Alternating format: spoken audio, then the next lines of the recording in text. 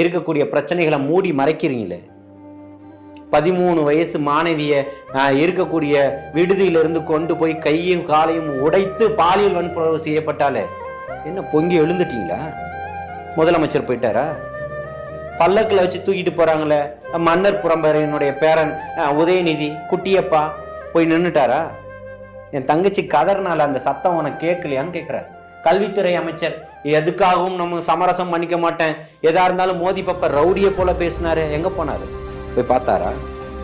இதெல்லாம் வேதனை அளிக்கக்கூடிய விஷயங்கள் இல்லையா?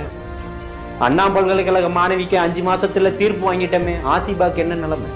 அண்ணா நகர் சிறுமி பாலியல் வன்புணர்வு பிரச்சனைக்கு என்ன நிலைமை? அதுவும் உங்க ஆட்சி காலத்தில் நடந்ததுதானே? சொல்லுங்க வாய் திறந்து. ஏன் ஆசிபாவுக்கு நீதி மறுக்கப்படுது? அப்போ நீங்க என்ன நீதி? அப்போ இதுக்கு பேர் சமூக நீதி, இதுக்கு பேர் புதிய விடியலை. இது எந்த கட்டமைப்புல கொண்டு வரீங்க?